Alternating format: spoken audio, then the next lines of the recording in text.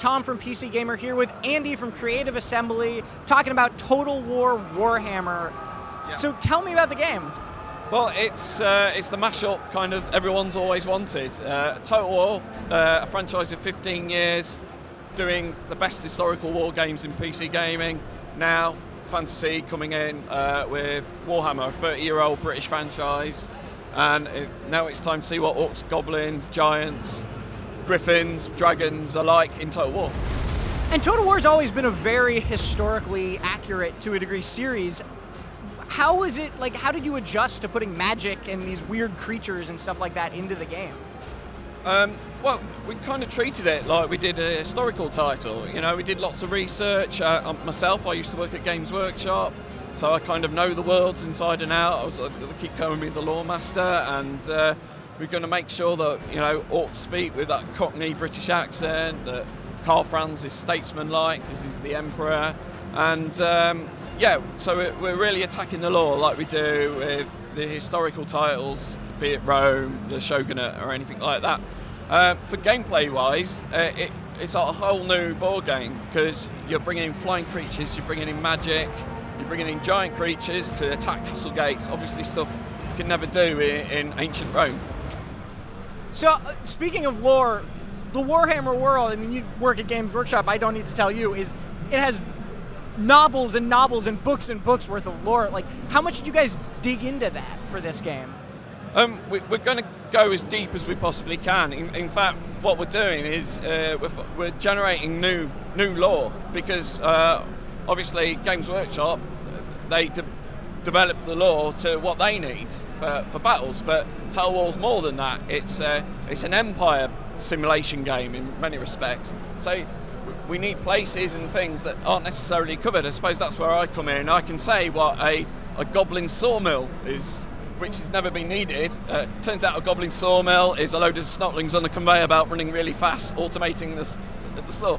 And so for Warhammer fans, there's a whole kind of load of new material here, as well as, you know, the epic Total War game as well. Compared to something like Warhammer End Times Vermintide, which set the story of the game right in the current events, have you guys done that as well? Is this like going on in the Warhammer universe right now, or did you set it in the past, in the future? The irony is we've always done historical war games, and we're doing another historical war game. It's just this one's in a fictional universe. It's a different history. Yes, it's a different history. So we're setting ours, if you want to get really kind of nerdy about it, 2502, which is when the Emperor Karl Franz just takes the throne. So we're very much in the 8th edition universe, which is about 25 years before the end times begins.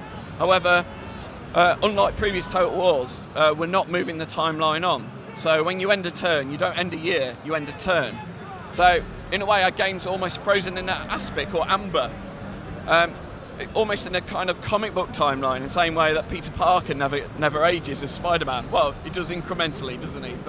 And that allows us to allows players to just go nuts and create these really deep heroes who aren't kind of going to die of old age, as they often did in previous Total Wars, as by necessity timelines had to move forward to get to those big historical events. So that allows us to go deeper than ever before with our heroes and lords. We've got like 30 levels of skills and buffs that you can do.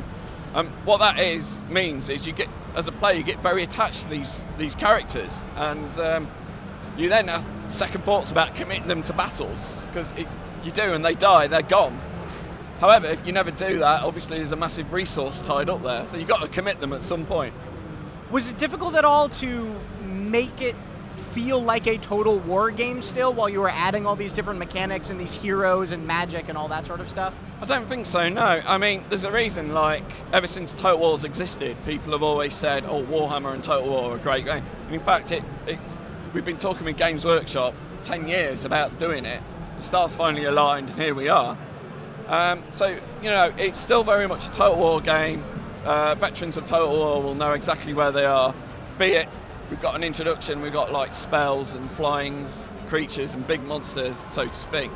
Saying that, you know, it's our most kind of open Total War. You know, if you've never picked up a mouse in anger on the Total War before, We're going to make sure that it's very open and very approachable and really easy to get into. We thought very hard about how to do that, so you don't have to be a fan of Warhammer or Total War to come and play this game, just like you didn't have to be a historical professor of Rome to play Rome too.